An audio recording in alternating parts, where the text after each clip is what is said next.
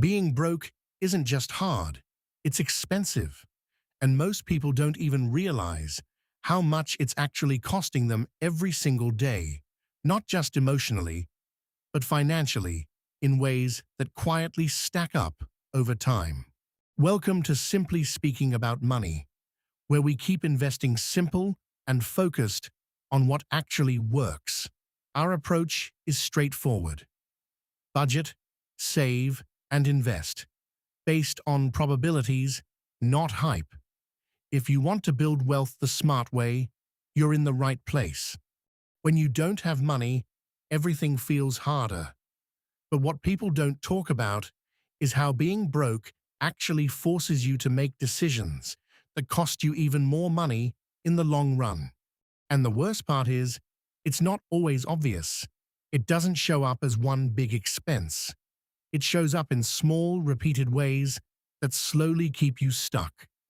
So if you've ever felt like no matter how hard you try, you just can't get ahead, this might explain why. And make sure you stick around until the end, because I'm going to show you a simple shift that can start breaking this cycle, even if you're starting from zero. Let's start with something most people overlook. When you don't have money, you end up paying more for basic things. You can't buy in bulk, so you pay higher prices per item. You can't take advantage of discounts that require upfront cash, so you miss out on savings. And when unexpected expenses hit, and they always do, you don't have a cushion, so you end up paying late fees, overdraft charges, or interest. Because nothing says, "We understand your situation," like charging extra fees to someone who already doesn't have money. And those small penalties add up. Not once, not twice, but over and over again. There's another cost people rarely talk about: time. When you don't have money, you spend more time trying to manage it, searching for cheaper options, juggling bills, constantly adjusting just to get by. Time that could be used to improve your situation gets spent maintaining it. And over time, that creates a cycle where you're not just short on money, you're short on time too. So now, you're broke and busy.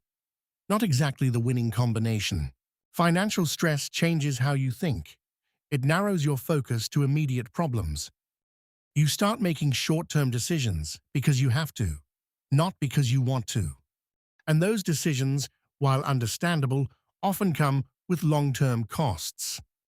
High-interest borrowing, skipping savings, delaying investing, all of it feels necessary in the moment. But over time, those choices make it even harder to move forward. This is what's called the poverty penalty. You pay more because you have less, and because you pay more, you stay with less. It's a cycle that feeds itself quietly, without you even realizing it's happening.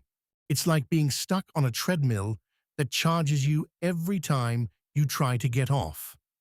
And breaking that cycle doesn't happen with one big change. It happens with small shifts over time. If this is hitting a little close to home, you're not alone. And if you're getting value from this, consider subscribing. Because this channel is all about simple, practical ways to actually move forward. Here's the good news. You don't need a massive income increase to start changing direction. What you need is small, consistent shifts. Not perfection, just progress. Even small amounts saved consistently begin to create space. And that space is what breaks the cycle. Because once you have even a little margin, your decisions start to improve. This isn't about getting everything right. It's about improving the probability of better outcomes. You don't need to fix everything overnight. You just need to make slightly better decisions consistently. And over time, those small advantages begin to compound. Not dramatically at first, but steadily. This is where systems come in. When you automate even small amounts, saving, investing, you remove the need to constantly decide. And that's powerful, because consistency becomes automatic instead of optional. If you're looking for tools to help with that, there may be links in the description.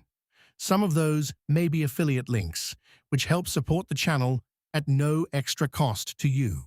Here's the bonus most people miss. Getting out of being broke isn't about making one big leap. It's about creating enough small wins that your situation starts working for you instead of against you.